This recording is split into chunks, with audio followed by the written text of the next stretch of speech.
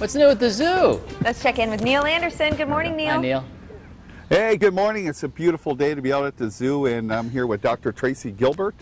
And you know, a couple weeks ago when we were on TV, we were doing a bison procedure on the eye, and Dr. Tracy Gilbert is here, and she's going to talk a little bit about what we did.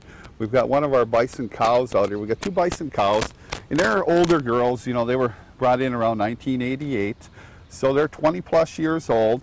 And of course, as you get older, you get different conditions too that we deal with. And Dr. Gilbert, what did we do with this bison cow a couple weeks ago?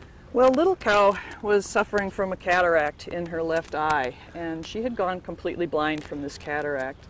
Probably that was just from old age and maybe from butting heads. They're kind of known to argue a little bit. But the problem with this cataract was that it actually popped out of position or luxated, and it was causing an increased risk of glaucoma for her, which of course would be very painful. So our goal was to try to prevent the glaucoma.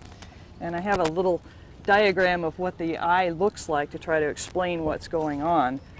If you look at the eye in cross section here, you can see this is the lens of the eye, or what would be your pupil, and this is the iris of the eye. And then the eye is divided in two chambers. There's a larger back chamber and a small front chamber, and the eye is getting all of its nutrients through fluid that's in these two chambers.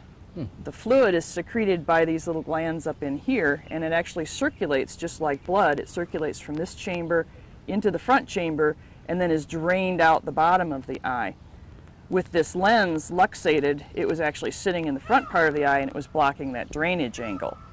So what we did, Dr. Samuel Vanisi from the Animal Eye Clinic down in Poland came out and helped us with the procedure, but he removed some of the fluid from the back part of the eye and then injected a medication which would essentially cauterize this gland and stop the fluid production.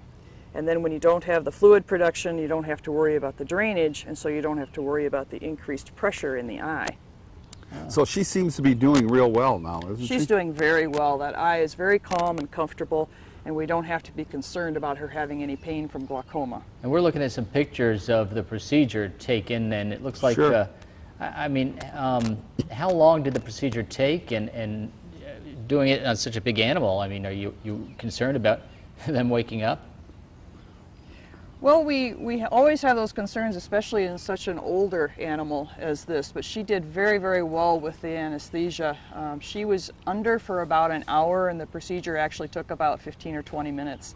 Dr. Vanisi has done this procedure many, many times on dogs and cats and many zoo animals. He's very experienced and he's very efficient. I guess you have to be in that situation too.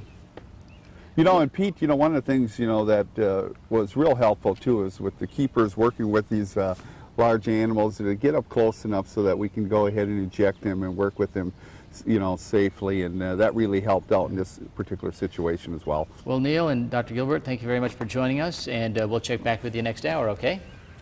Hey, sounds good. See ya.